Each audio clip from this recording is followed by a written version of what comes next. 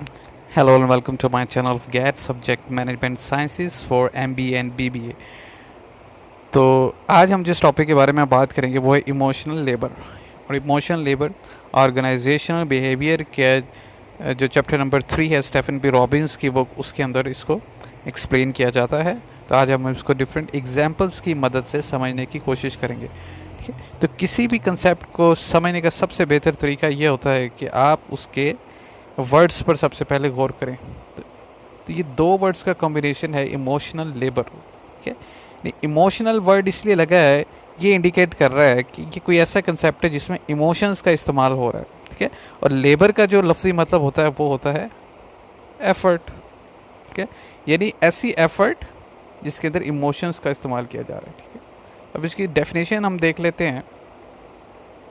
A situation in which an employee expresses organizationally desired emotion during interpersonal transactions। ठीक है, देखिए ऐसी situation जहाँ पे एक एम्प्लॉय क्या कर रहा है इंटरपर्सनल ट्रांजैक्शंस के अंदर।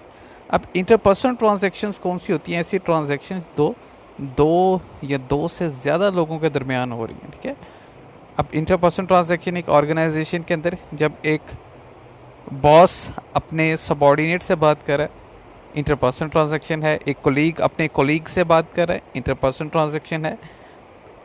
एक एम्प्लॉय कस्टमर से बात कर रहा है, इंटरपर्सनल ट्रांजैक्शन से। ठीक है, कोई भी मेंबर्स इसमें ऑर्गेनाइजेशन के इन्वॉल्व हो सकते हैं, चाहे वो सप्लायर है, सप्लायर का एम्प्लॉय के साथ है, या सप्लायर का एम्प्लॉयर के साथ कोई भी ट्रांजैक्शन हो रही है इंटरपर्सनल। अब इस इंटरपर्सनल ट्रांजैक्शंस के दौरान ऑर्गेनाइजेशन एम्प्लॉई से या मेंबर से क्या डिसाइड करती है, वो ये कहती है, ऑर्गेनाइजेशन ये कह रही है मेंबर ऑफ द ऑर्गेनाइजेशन को कि तुमने वो इमोशंस डिस्प्ले करने हैं जो कि सिचुएशन के अकॉर्डिंग ऑर्गेनाइजेशन आपसे डिज़ायर कर रही है। देखिए सिंपल वर्ड्स में मतलब क्या हुआ कि जो भी मेंबर है ऑर्गेनाइजेशन का, वो इंटरपर्सनल ट्रांजैक्शन करते हुए अपनी मर्ज़ी के इमोशंस डिस्प्ले नहीं कर सकता। वाई? बिकॉज उसकी ऑर्गेनाइजेशन उससे ये रिक्वायर कर रही है कि उसने ऑर्गेनाइजेशन की डिज़ायर के मुताबिक इमोशन डिस्प्ले करने। ठीक है, अब मिसाल लेते हैं फॉर एग्जांपल कि जब एक एम्प्लॉय कस्टमर के साथ डील कर रहा है। ठीक है, अब ये जो एम्प्लॉय है मे बी इंटरनली वो सैड हो या गुस्से में हो। ठीक है, वट एवर मूड उसका कैसा भी चल रहा है, लेकिन ऑर्गेनाइजेशन ये डिज़ायर करती है कि जब कस्टमर से वो डील करेगा, when dealing with the customer, वो अपनी सैडनेस और एंगर को जाहिर नहीं होने देगा। तो वो क्या करेगा, वो इमोशंस डिस्प्ले करेगा जो कि उसकी ऑर्गेनाइजेशन उसे डिसाइड करिए। फॉर एग्जांपल ऑर्गेनाइजेशन ये कहती है कि आप कस्टमर से स्माइल करो, तो जब वो कस्टमर से बात करेगा तो स्माइल करेगा और अपनी ट्रू फीलिंग्स को हाइड करेगा। तो in other words emotion labour एक ऐसी एफर्ट हुई कि जिसमें कोई भी मेंबर इंटरपर्सनल ट्रांजैक्शन के दौरान अपनी ट्रू फीलिंग्स को हाइड कर रहा है और अपनी डिस्प्लेड इमोशंस को वो एक्टिंग कर रहा है। यानी इंटरनली चाहे वो कुछ भी फील कर रहा है, उदास है, गुस्से में है, लेकिन जब वो अपने बॉस के सामने जाएगा बॉस पे गुस्सा नहीं करेगा। ठीक है, जब कस्टमर के सामने जाएगा उसके साथ स्माइल में जो है वो बात करेगा।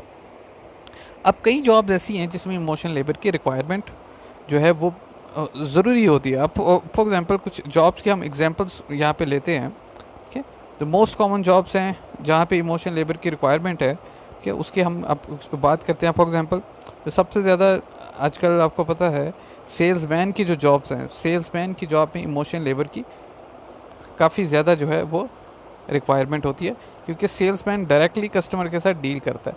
तो वो कस्टमर के साथ स्माइल करेगा तो कस्टमर दोबारा भी उसके पास आएगा, उसके अखलाक से मुतासिर होगा। ठीक है, न्यूज़ कास्टर होते हैं, आपको पता है टीवी पे कैमरा में जब ऑन होता है तो उनका प्रोजेक्ट करना पड़ता है, उनको अपनी ट्रू फीलिंग्स जो है हाइड करनी पड़ती हैं और कैमरे के सामने स्माइली फेस लेके आना पड़ता है। इसी तरह से जितने हमारे लॉयर्स हैं वो भी बिल्कुल इमोशनल लेबर में इन्वॉल्व होते हैं। इसके अलावा एक्टर्स हैं, डॉक्टर्स हैं। ठीक है, और रिसेंटली मैं देख रहा था वीडियो में कि एक इंडियन न्यूज़ कास्टर जब वो न्यूज़ बुलेटिन अपना सुना रही थी, तो उसी बुलेटिन के दौरान उसको पता लगता है कि उसके हस्बैंड की डेथ हो जाती है। तो अपने ही हस्बैंड की डेथ की खबर उसको सुनाना पड़ जाती है और वो 20 मिनट तक खबरें सुनाती रहती है और अपने हस्बैंड के डेथ की खबर वो ड्यूरिंग द बुलेटिन सुनाती है और बिल्कुल ज़ाहिर नहीं होने देती, अपनी ट्रू फीलिंग्स को हाइड करती है। तो ये इमोशन लेबर की सबसे बड़ी मिसाल जो कि हमें नज़र आती है। ठीक है, तो इमोशन लेबर हर जॉब की रिक्वायरमेंट भी हो सकती है, अपनी ट्रू फीलिंग्स को अपने अंदर ही रखना और आपने अपने बनावटी जो फीलिंग्स है उसको आपने ज़ाहिर करना है। तो अगर आपकी जॉब आपसे ये रिक्वायर करिए तो आप इमोशन लेबर में इंगेज है। तो आज का लेक्चर आपको पसंद आया होगा और समझ में आया होगा।